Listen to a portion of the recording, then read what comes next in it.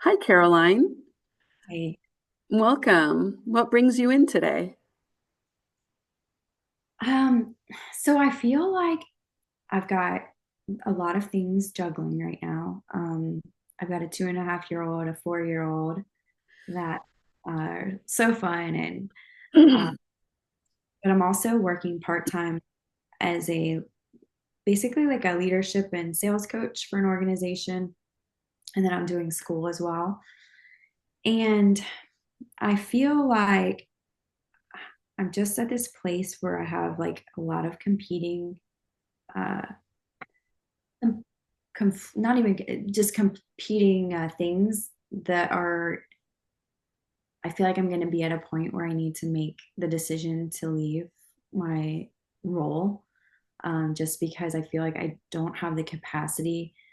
It's not a role that I can just, like do off the side of my desk. Like I'm presenting, I'm doing a lot of creation of content and things like that. And so I just feel like right now my brain is like feeling at that capacity. And yet, what I don't want to have happen is like my girls get the worst of my energy, because I'm tired or other things. So I think I'm just like at this point of really trying to decide when, how.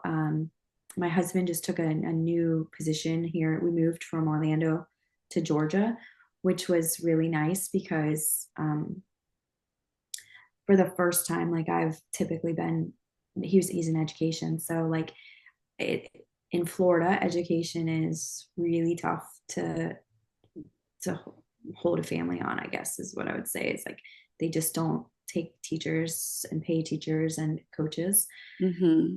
position in Georgia. And it's been really nice to be able to like see him elevate. And so I just am still kind of taking on a lot of the responsibilities at home and then with his schedule. And then work, I'm still working and doing school. So just feeling really spent, for lack of a better word.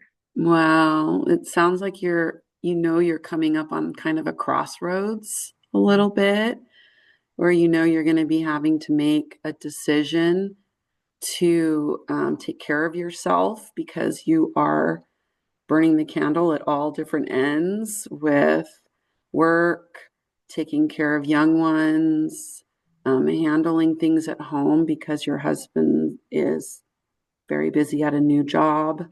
Mm-hmm. Um, and so you can feel yourself coming to the limit of your ability to stay up with everything, and you don't want your children to suffer as a result. Yeah.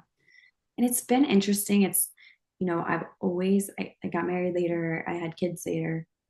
I've always kind of been in this position where I'm like kind of taking care of things like for myself, like kind of probably hyper independent to a certain extent over time. Mhm. It's been very interesting to like all of a sudden take that more like that stance of, okay, I'm going on your benefits. Like I just said no to my decline to my health benefits because I'm anticipating this like transition. Um, and so there's probably that piece of like a little bit of loss of, feeling like, okay, I'm trusting all of this, that this is gonna, that you're gonna be able to provide for us all if I do this, which is a scary Mhm. Um, so tell me more about that feeling of having to trust someone else. Uh, Tell me more. feeling. Yeah, I think on one hand, I'm like very excited um, to, I think it's like a new um, kind of evolution and kind of like way that we're going to even our interactions, right? Like I think that's on one hand, it's like I'm relieved. I think while I'm still in this position of like, even last like the 2 weeks ago, I was like back to back traveling to New York and North Carolina. And I'm like, this is not me anymore. This is like I don't feel like I want to be home. I want to be home with my girls. Like I just that that version of me is no longer like serving. So there's a part Mm. that's very like grateful and excited, and yet we're not there yet completely. Like we're still like financially, I don't want to completely walk away just yet with having tuition and some things. So there's this like how long and at what point is it like too much where your body's like stop, like this is. Hmm. Okay. So it sounds like you have made peace with the idea, even though you're hyper independent. I'm excited about it. I'm like it's a weird like it was a really like it yeah, I am excited about it. I think um there's some things that are unknown right now, like us needing to sell our house in Orlando and some things like that. But I just feel like I have to like in general trust that it's gonna work out, which is hard. Mhm. Like I want to know like when it's gonna sell and then when, you know, like when we can when I can make this decision. Um, and so it's also When it's weird. going to sell. You said when it's going to sell. Our house is gonna sell in Orlando, Okay. which would like kind of give us a little more like if with that not sold, we just don't like it, for me to pull my income right now would be like just not smart. I'm in the and I think that's the other thing. I'm in the financial industry, and so I'm always like running these like what if scenarios through my head because Mhm. everything's like prepared for the worst, you know. Um, so I don't know, but I guess all that to say, like I'm ready. I just like it feels like things aren't. I always wait for that like timing, like that feeling of timing, and I'm like, when is that going to hit? Or is it that I just have to make a decision? Okay.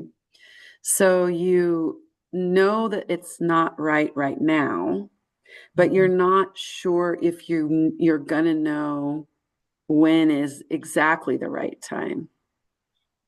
Yeah, and I guess to give you a little more context of like, I think as I've been going through this program and just learning more about boundaries and things like that, I can see why I was like drawn into this position and the hyper independence and wanting to, but there have been things that I've sacrificed along the way, not paid attention to along the way, and kind of Mm, like willful blind eye to that,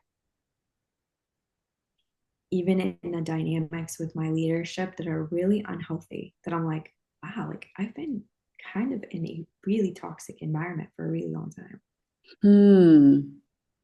And so I think that's the piece that's probably burning me out a little bit faster is like still knowing that like how can I keep putting myself in this environment? Finances can't be the only reason you do it. But I'm like thinking about my girls and my husband and I don't want to put too much stress on him. So as you can see, I feel like I'm like all over the place with it. But at the core of it, there's some real not healthy dynamics going on. Okay. So it's not just finances why you stay. You feel like you've turned a blind eye to things that aren't healthy for you, um, because of your hyper independence. Well, I think it's like I now am recognizing the really unhealthy, the more I recognize the unhealthy dynamics, the harder it is for me to stay. Mm-hmm. So I'm itching now, like, and I'm almost feeling it on a visceral level, the toxicity of what's going on. Mm, And got so it. the more I like, and I've known it wasn't healthy, but I think the more I like kind of am Okay. like, oh my gosh, like this is crazy town. Wow. So you can see now the how your work environment isn't good for you, and you are now wondering if if you can even stay. You're starting to feel to the end of your limit to deal with an unhealthy environment for you. Yeah, and it's interesting because so I started a counseling program back in 2020, and it's like so weird when we talk about like tests, like kind of getting feeling like we're tested on things. So I started, and then Cam and I got married, and we got pregnant on our honeymoon, and then we got pregnant again. So I stopped school because I was like, I can't handle this, and I got a promotion through that. And it's weird because I feel like work has like kind of always trumped this thing that I wanted to go after on my own. And now I'm like this, I'm burning out, but school can't be the thing, and my kids can't be the thing that suffer this time. Okay, got it. This has to come off my plate. Like, and it feels like it's the job. Okay, so I can see that you have noticed what you've done.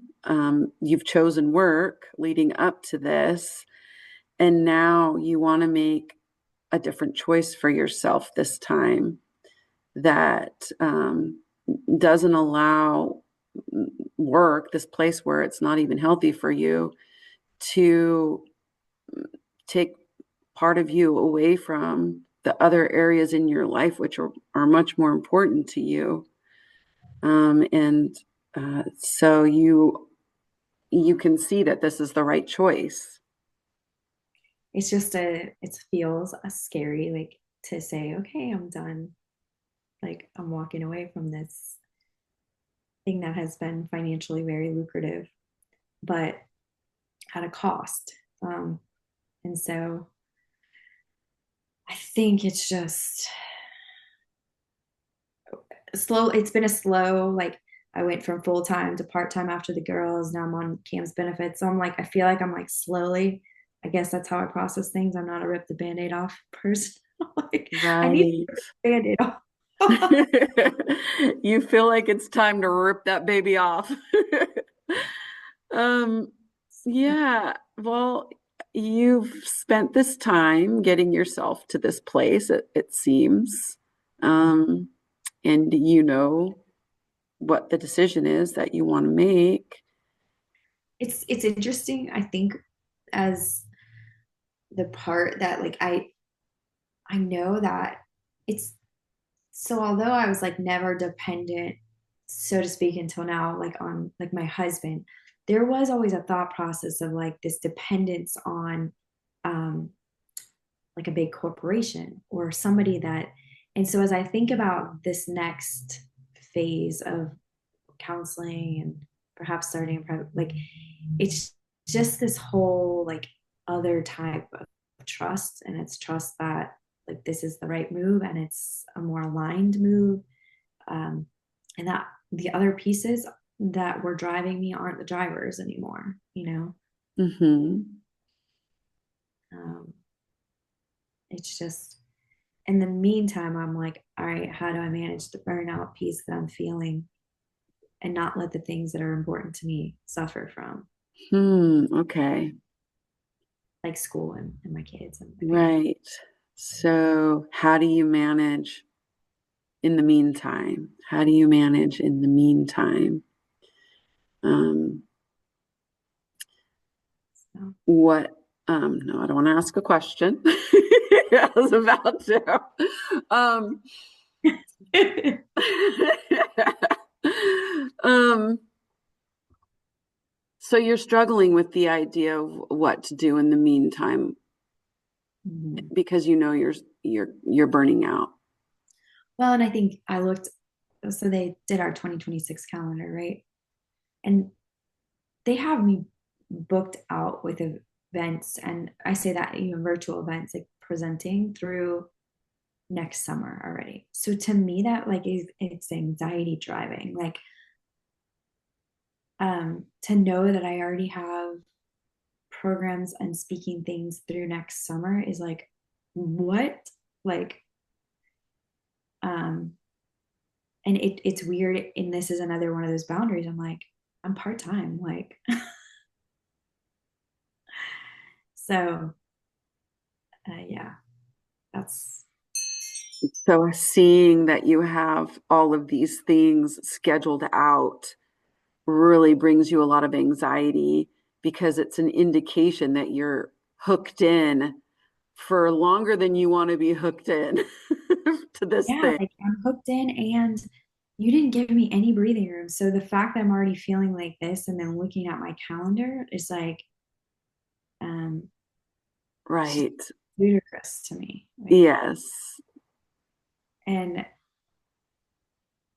so yeah, I'll leave it. It's just Yeah.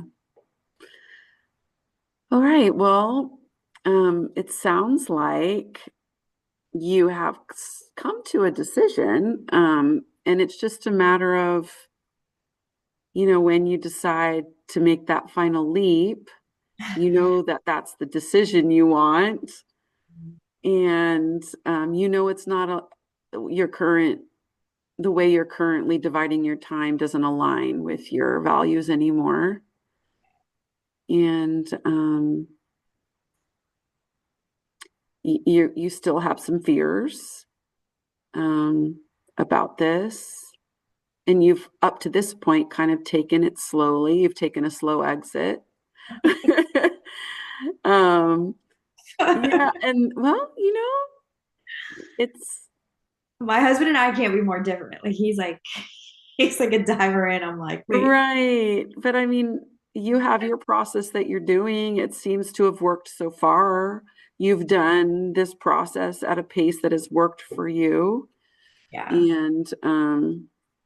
And you know what your decision is. And yeah. yeah. Nice. Well, thank you for coming in today, Caroline, and I look forward to our next visit. Thank you. So you're a very natural, you're a natural paraphraser. Like it really just comes off as like a part of you, not a Uh, skill. cool, Um, cool. yeah. So I felt like you elaborate on the paraphrases too, which I think is you add some like depth to your paraphrases. I know Hmm. they said to keep them succinct, but I appreciate the kind of the extra layers that you put in there. Hmm. Um, that's helpful for me. I tend to sometimes be like short worded or short, uh, like Hmm. point, or I don't know if that's the best way, but like I think that your natural ability to paraphrase and to capture a lot in a little, is really felt really nice. So Yeah. I thought that you had just a positive. You leaned in, like your body language. I didn't feel like anytime you like broke the presence or our connection at all. Um, I just felt like it came off natural. Um, I think the only place, and I kind of you said your assessment, maybe you did a reflection of feeling. The only place that it wasn't exactly it, but I said it back to you. You're like, okay, like so that was the only place as you watch it back was like, um, which I think is natural, right? Like we're not always going to exactly capture. Yeah. I was cognizant of reflection of feeling. So I also was cognizant that didn't happen as frequently as paraphrasing. Hmm. Um, and so when I look back, I'll have to check that out and see. But your paraphrase, like you did a lot. I noticed like the like you were definitely those minimal encouragers throughout. So Hmm. Hmm. I thought Yeah. I know helped. I touched on some emotion words within the paraphrasing, but Yeah, which I think that those sometimes go just like hand in hand. yeah, it's Um, kind of part of it. so I trying to think of like if I would give you any like things to think about.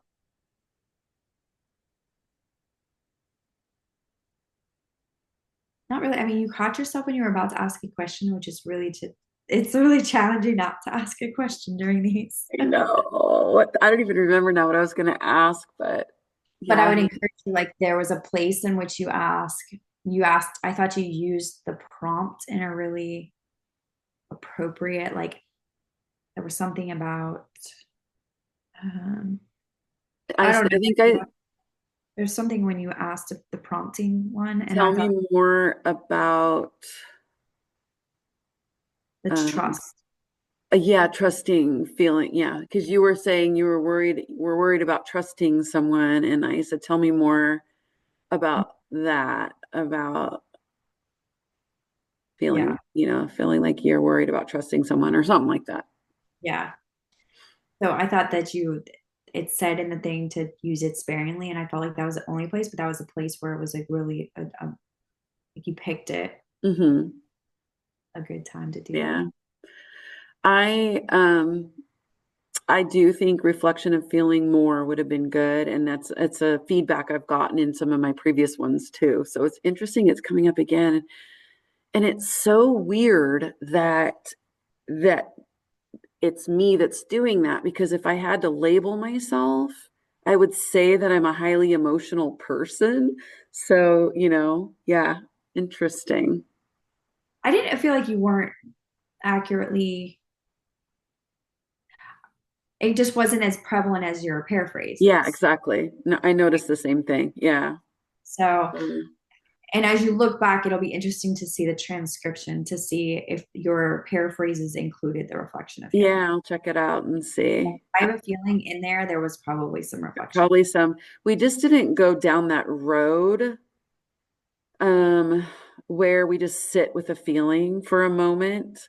I think that was the thing. We never like went down that road where there was a feeling and it was coming strongly to you. And we're sitting with it And for I a was in moment. less of a, I probably was more in me thinking about a decision versus feeling about a decision today. That's true. You and I kind of both came in a more of a thinking mode today, I would say. Yeah, which like last session, I was in all feelings. Like I was like not, I was feeling burnt out. I was feeling tired. Right. Tonight I wasn't feeling that. I was contemplative. Like, Yes. You're talking about a crossroads. You're talking about a decision. You're talking about all of the factors that go into that decision. that's actually an interesting when a client brings something that is more Yes. cognitive, or like even you were bringing some like this new awareness that you were seeing in yourself. Right. Right. Yeah, exactly. So you did a good job. So Thank you. Thanks. All right, I'm going to stop recording. Let me find that record button. Okay, so